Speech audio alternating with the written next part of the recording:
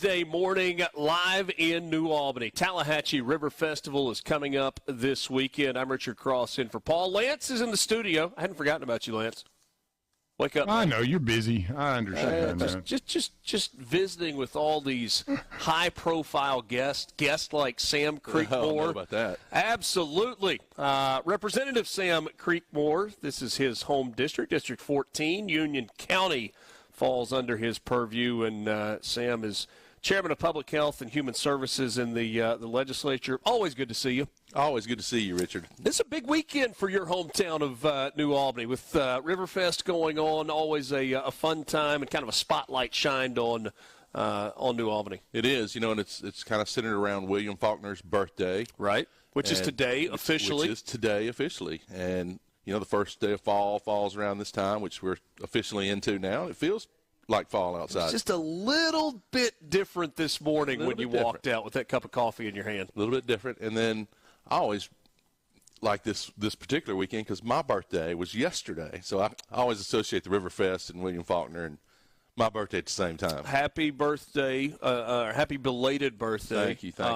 You don't look a day over 28. Add 30 to it and you got it. There you go. Well, looking good. Tons going on. Talk to me about your hometown a little bit. Why is New Albany special? As far as small towns go in Mississippi, it checks all the boxes. Mm-hmm. You have the hospital people on. We're one of the top hospitals, if not the top rural hospital in the state of Mississippi. We're in the top 100 in the nation. You got two public school systems that are both in the top 10 in the state of Mississippi. That right there, you got a great industry. You got a downtown there. Every building is occupied with a business. Yeah. So, and then you got parks. And not just occupied, but renovations. I mean, you drive through and you've got some remodels that are happening. The restaurant scene is popping. And and it's not a downtown. You don't have chain restaurants. You have, unique boutique restaurants that are really great, and got another one opening this spring. Yeah. Billie Jean was telling me a little bit ago about Miss Lola's, which is coming, and it's one that's been featured on diners and drive-ins, and I think a first Lola's with locations in Las Vegas and New Albany, Mississippi.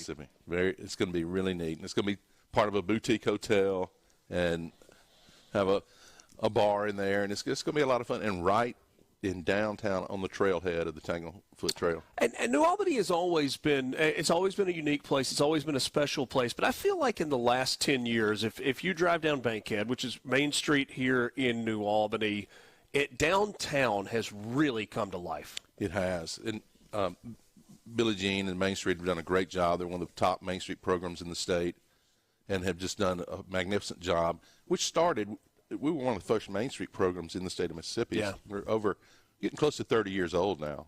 And so Main Street's really, really done well. And as you said, you'll be able to see, you can see it when you drive downtown. We've got courthouse renovations going on, which our courthouse for the county is anchored right downtown. That'll be starting this fall. New plazas, a Veterans Memorial is going down there. And then our park system, which I know you're very familiar with the Sportsplex along B&A Bank Park. And all our parks, they're not all connected yet, but they soon will be with bike trails and walking trails. And that's important too. Hey, you've been involved with baseball at B&A Park for a long time. An incredible facility that continues to grow. You guys didn't just build that and let it sit and stay as it is. You've continued to modernize and make sure things are good. We talked a lot of tennis and pickleball last year. I know that this is a vibrant tennis community. So in terms of the sports activities, there's a lot to offer. Yeah, and that's so important to young families and children, and to get them involved. And most of the time when you drive down I-22 where 30,000 people pass through, the parks on each side, B&A Bank Park, the parking lot's full. Children are out playing. It's just really nice to see. You mentioned hospitals a second ago, and in our conversation with Valerie, I kind of alluded to the fact that hospitals, it's been a tough stretch for hospitals, especially for rural hospitals. You use the term rural, and I did when I was talking with her, and yet no, but I did the exact same thing, and she said, yes, but being part of that Baptist system, being part of a larger system that is connected to DeSoto, is connected to Memphis, is connected to Oxford, That's a big deal because you're not out here sitting on an island all by yourself where all of the responsibility falls just on you. You're exactly right. And Baptist has the largest hospital footprint in Mississippi, and that teamwork is very helpful to all the communities where they are. It's tougher and tougher for independent hospitals, county-owned hospitals in our state for many reasons. So just to have sister support throughout the state helps hospitals. And in a lot of ways, Sam, you've had kind of a front row seat for some of the issues that are going on with hospital care through your public health work and human services. Chairman of that committee in the legislature. I know that's not directly on your radar, but you're at least on the periphery of it. Yes, and I talk with hospitals weekly as chair of public health, and we have some incredible hospitals, and we also have some that are struggling. And the legislature has done some work to help shore up some of these hospitals. We haven't done enough, and we're looking at different ideas to do things, especially in the Delta area and places that are maybe struggling a little more than other places. So, but we also have to maintain competitiveness and fairness. But at the bottom line, in Mississippi, we're really the most unhealthy state, and a lot of what causes our problems is preventable: diabetes, child mortality, and so there are things we can do proactively, and that's what we're looking at in the legislature too, that can help Mississippians get on the right track and prevent things from happening that end up being catastrophic in their life and very expensive. All right, so along those lines, it kind of takes two to tango, right? You can put all the programs in the world in place, but you've got to have a willingness from your citizens to participate, to be active, to make better and healthier lifestyle choices. And the truth of the matter is, there is a history, generations of unhealthiness, and it's really, really hard to change habits sometimes. It is. And I should know, but come on now, come on. Well, just trying to stay healthy is a lifestyle change, and that can be difficult. But a lot of it starts with education, and the more as time goes by, it seems faster and faster. But this generation in the post-secondary schools and in our K through 12, the more we can teach them about mental health, about healthy choices, about lifestyle choices, the better off they'll be when they come out of that education part. So you mentioned mental health, and I wanted to go there next, and we'll continue this conversation into the next segment of the show. This is the Gallo Show on SuperTalk Mississippi. We're live in New Albany today, getting ready for Tallahatchie River Festival this weekend. Sam Creekmore is our guest. He is a member of the Mississippi House of Representatives. I know that when we talked a year ago, there were some initiatives, there was some legislation that you were working on, working with others on as well, that centered around mental health. I know that is an issue that is near and dear to your heart. It's part of the reason that you're in the chairmanship that you're in. Give us a little bit of an update. Remind us where we were and where we are now. Well, last year we were looking at moving the evaluation process for when someone was put into the mental health system, and it was the evaluation process, which was the third step. We moved that to the first step. So, Richard, if your family thought you needed some help, they probably do. They probably do, but they could go and to the chancery and request, and then the CMHC in that region could come to your home, or your family could take you to them, and you could be evaluated. So many times people don't need to be put in an institution; they just need some help. Yeah. And that diversion process starts with that evaluation, and you can get the help you need. Maybe it's medicine, maybe it's just to visit with somebody through that evaluation process, which hopefully is eliminating. That's been in now laws. It's July 1, but hopefully that's eliminating a lot of the people that get in the process and start, bogging it down, waiting on services. Yeah. There's so many layers to the mental health conversation. We visited with Paige Roberts yesterday, who's down in Jackson County and has been an advocate for, and they put programs in the local schools to try and help with maybe some of the causes of mental health issues. One of the things we talked about yesterday, and only about 30 seconds to the break, the stigma that existed for so long. I'm not saying that it's gone, but it certainly feels like it's lessened, and people are willing to talk about this publicly in a way that they weren't in the past. Exactly, and you're part of that. Why that's changing. Just being able to have people on the radio to talk about it. But you're right that having the conversations, making it public, has made it easier for people to deal with, because it affects one out of four, 1 out of 3 people in our state. The statistics on it are incredible. We've got more coming up with Sam Creekmore as we broadcast live in New Albany. Tallahatchie River Fest coming up. This is the Gallo Show on SuperTalk, Mississippi. Welcome again.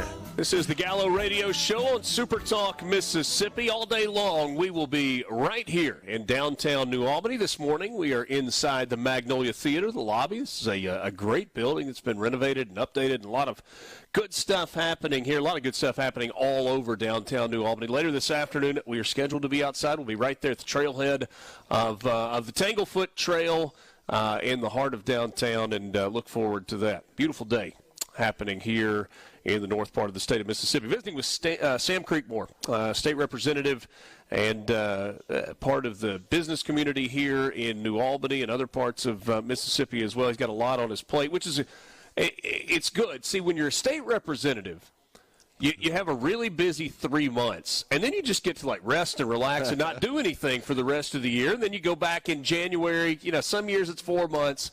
I am tongue planted firmly in cheek, even though you guys are in session for either 4 or 3 months, depending on the year. This is a job that does not stop. I called it the off season earlier. I don't know that there is actually an off season. What are these months away from the legislature being in session like for House members, and especially for somebody like you who's a committee chair? Well, it's a time to do some studying. It's time to hold hearings, to learn about issues that you might not have quite understood in the 3 months that you had to work stuff out, and it's a time to meet with constituents and as we talked about earlier, hospitals and people in healthcare, which I've done a lot. I've been up and down the state pretty much most of the off season. Yeah. And one of the things we were studying is K through 12 mental health and post-secondary education mental health for college students. Right. And that's been a real eye-opener. Mental health among college students, anxiety has increased 134% since 2010. Depression, 106% since 2010. Emergency room visits for self-harm. This is not just college age. This is from K-12 through college. It's up for girls. This is emergency room visits for self-harm. Girls have increased 188% since 2010, and boys 48% since 2010.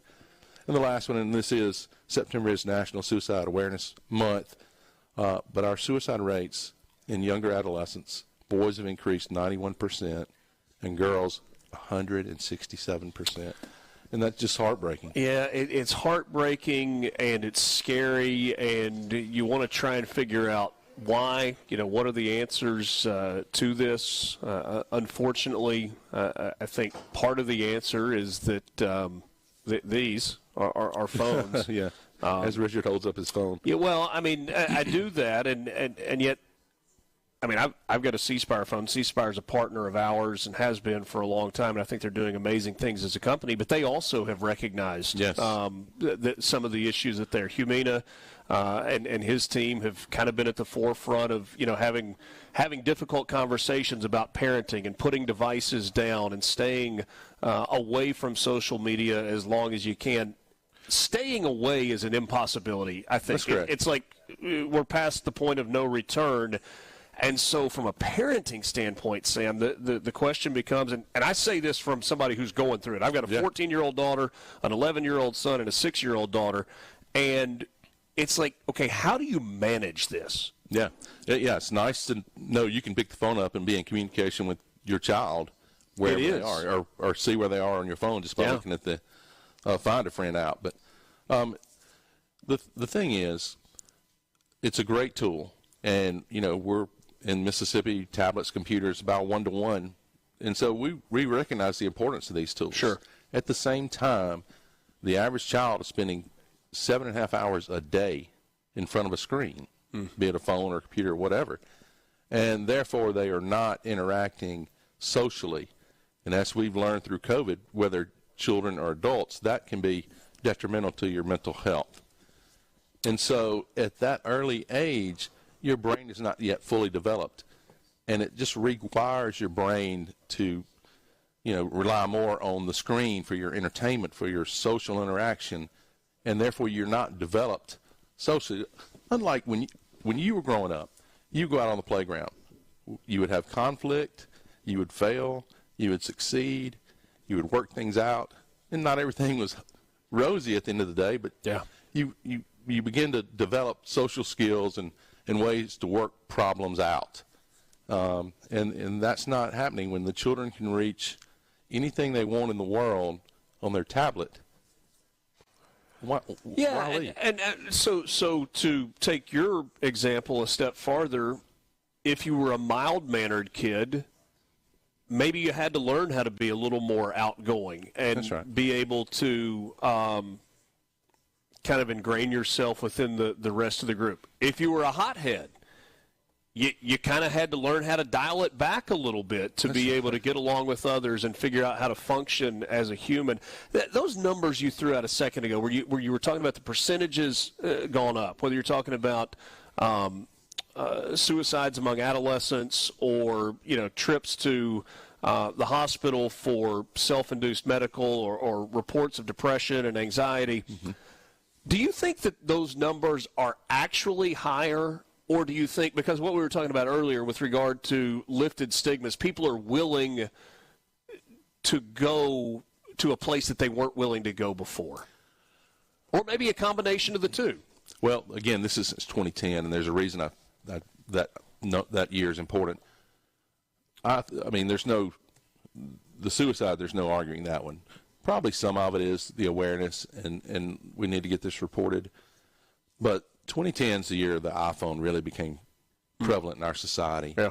And so children have gone from a play-based, which you and I grew up in, childhood, to a phone-based childhood.